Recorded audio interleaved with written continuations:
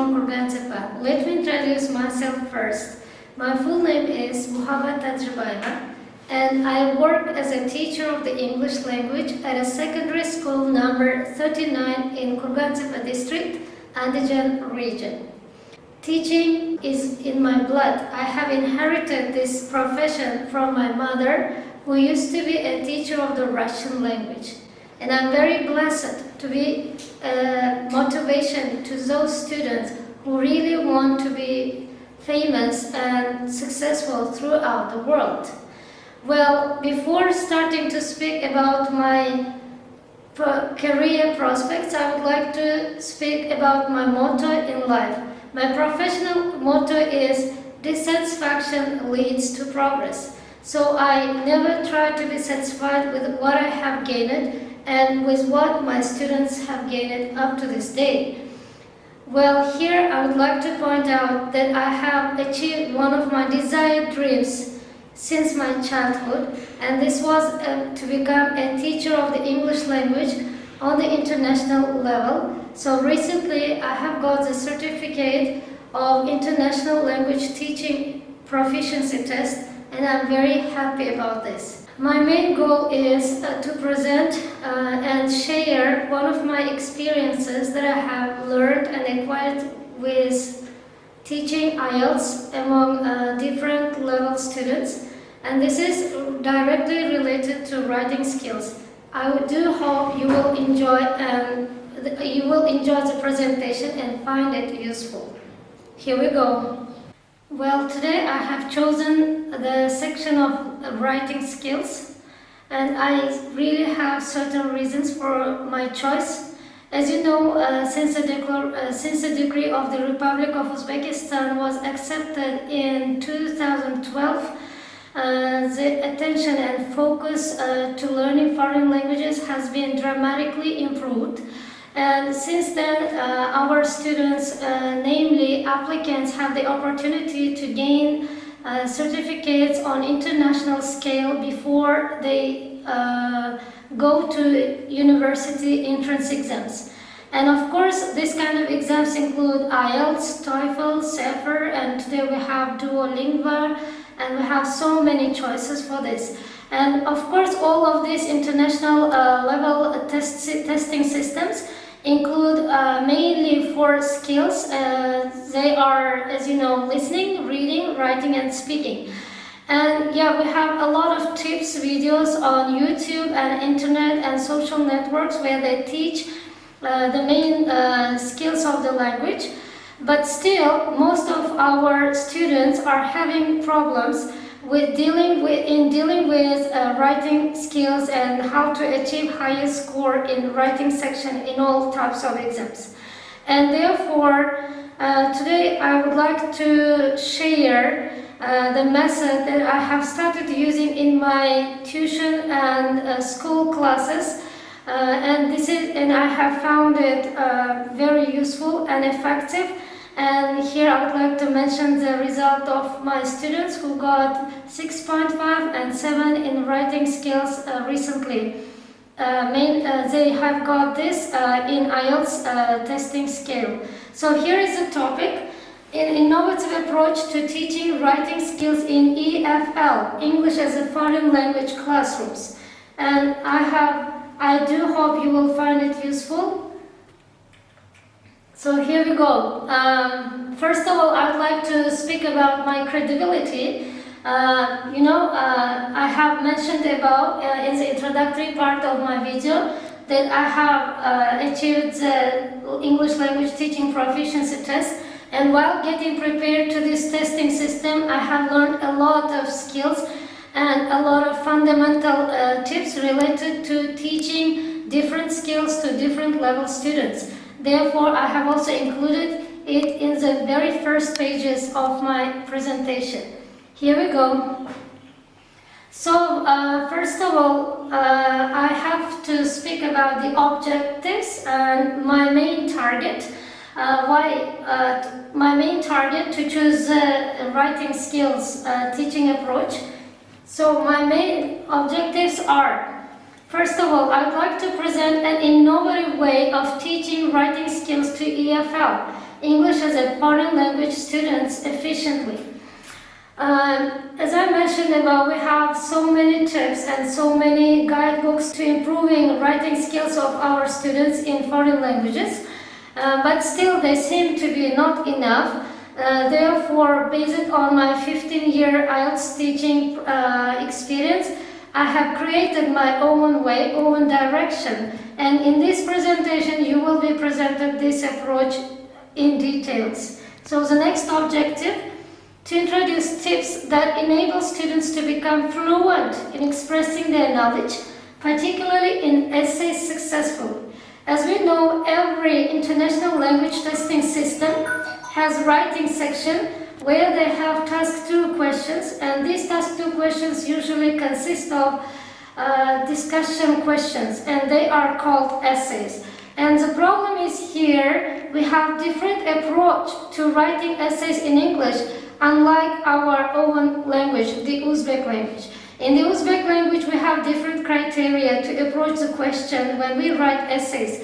But in the English language, it is quite different. So this is making a culture, or I would say language barrier in acquiring writing skills for our learners.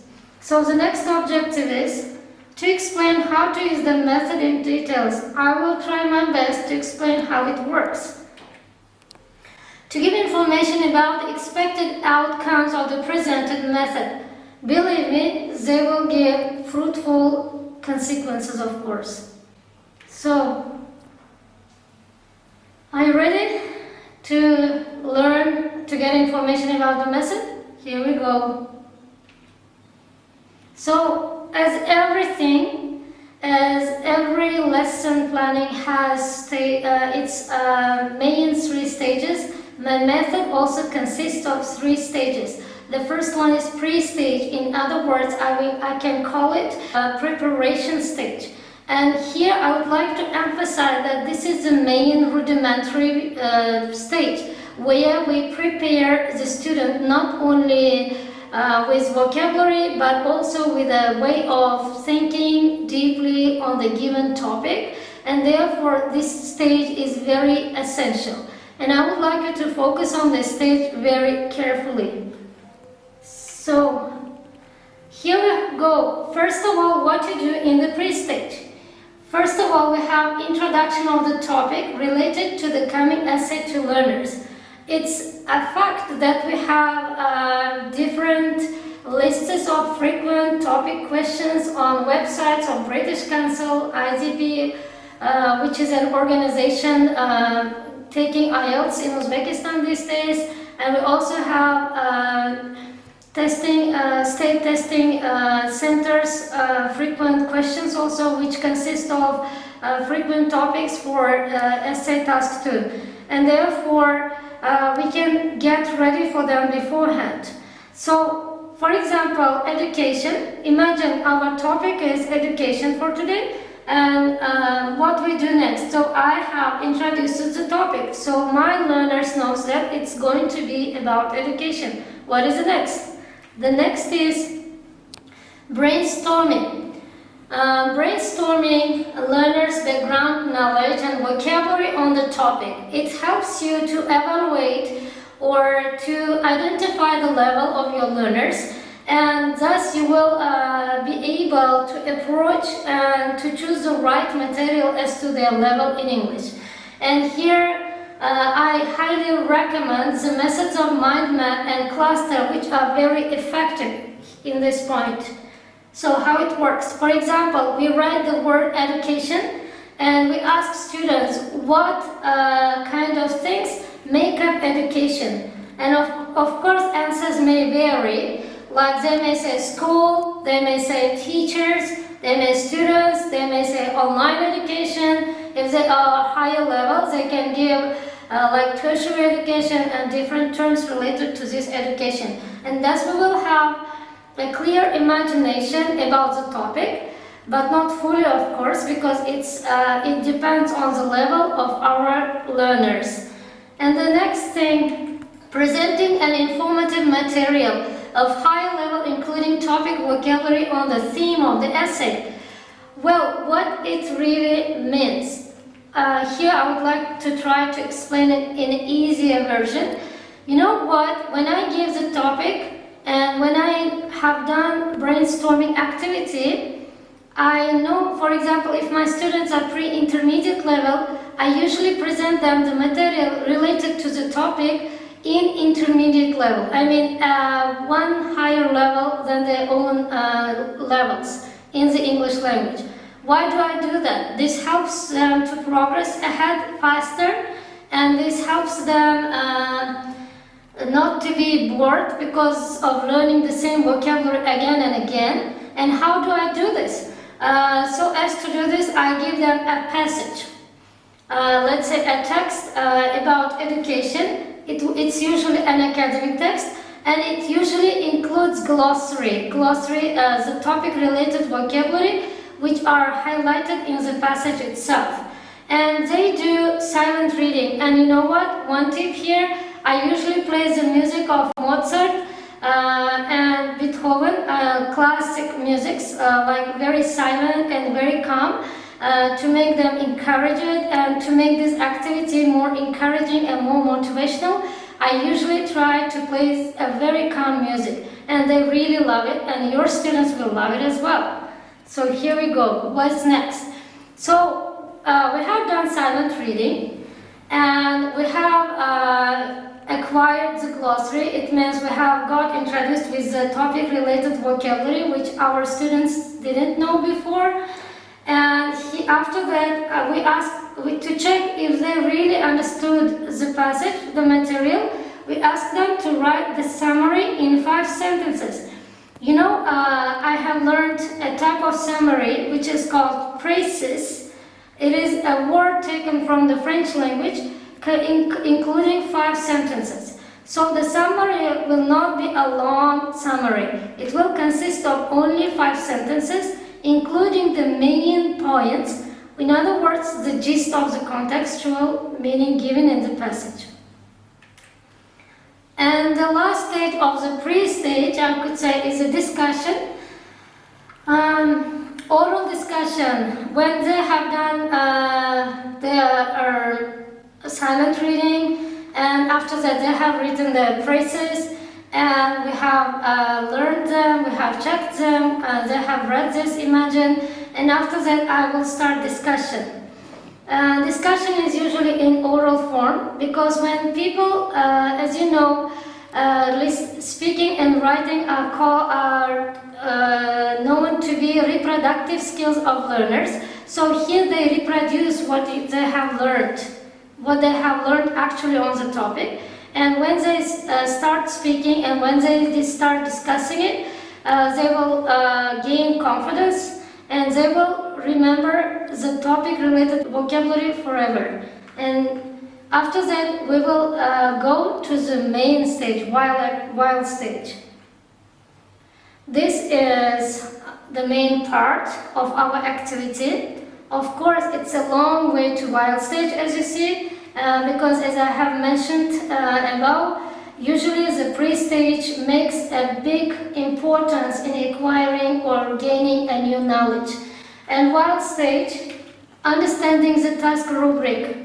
As you know, task rubric is a set of tasks that are given together to the learner, and they have to complete them fully. If they do not complete them fully, their essay will not get a positive score.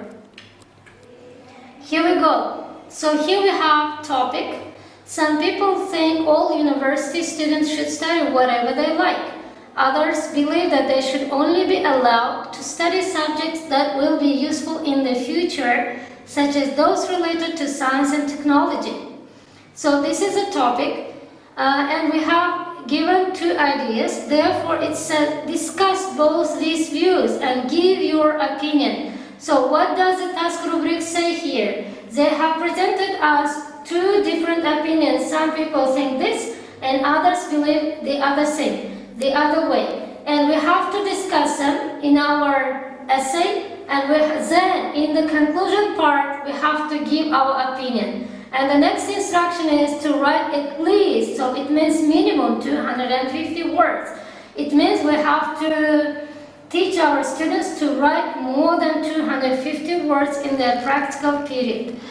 So, task rubric, we have to include both views, and we have to give our opinion not at the beginning but at the end of the question. And here, these instruction words give us the structure of the essay. So, in other words, we call this discussion opinion essay in IELTS.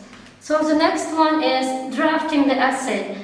Drafting the essays, here students have learned about the task rubric, and they write the draft version of the essay based on the background knowledge, and after that we analyze it. So drafting, so we work on this together. We will correct the mistakes, and we will work on the cohesive devices, and which makes a big importance in getting a suitable score for writing. When we have the ready draft version, we go to the final stage, which is called post stage, post activity. What should we do? In this activity now we have learners who have rudimentary knowledge, who have related vocabulary, and who can discuss the topic orally. And here we will have them rewrite the essays with time management. As you know, in most of the international language testing systems, they're usually given about 40 minutes to write task 2 essays. And I usually choose 30 to 35 minutes, and I never give them more than that, because in real exam situations they will feel more pressure mentally and psychologically. Therefore, they might lag behind with the time. Therefore, I usually try to give them shorter time and learn. And the other 5 minutes usually will be spent on editing their essays. And thus, our essay is ready to hand it in. Well, the last part of my presentation. We have used this method. So what are the results? What are the consequences? So the following outcomes are expected to happen in your learners' language knowledge. Learners' quick thinking will be developed with brainstorming. When we do brainstorming activity, they will order their brains to think of the topic quickly, and then try to be first to say the word, and thus quick thinking will be achieved here. Learners' rudimentary knowledge and lexical range on the topic of the essay will be expanded. Believe me, it really works. It really helps to extend the vocabulary range and, of course, outlook of your learners when you deal with more advanced material on the topic. Third, learners will be able to comprehend the gist of the advanced material by writing a summary. Writing summaries, especially phrases, working with a gist, always helps learners to get the main idea of the passage, to comprehend what it is really about. And thus I often use this method, and it also really works. The more fluent the learner is in speaking, the more freely they express their ideas in writing. I'm speaking about discussions that are completed in pre-stage oral discussions. The more fluent your students are becoming orally, the more successful they will be in writing. Because when you have ready structures, ready sentences in your mind, and when you reproduce them orally right away without thinking too much, it means you can do this in writing section. So I could say writing is a reflection of speaking. Working with time limit enables learners to be successful in real exam situations. This is a really worrying part for most students. They usually feel stressed when they work with time limit. Therefore, I usually put it in the last point of my activity. As you saw, it was in the post activity. But we have to undergo this also, even if it's a bit alarming, a bit worrying, a bit challenging for our students, because in real exam situations they must catch up with the time limit they have. Well, hope you have enjoyed the presentation. Well, my dear colleagues, I hope you will find it useful, and I do believe that you are willing to experience it in your own teaching life. And believe me, the most effective way just to do it. And please do it. Thank you for your attention.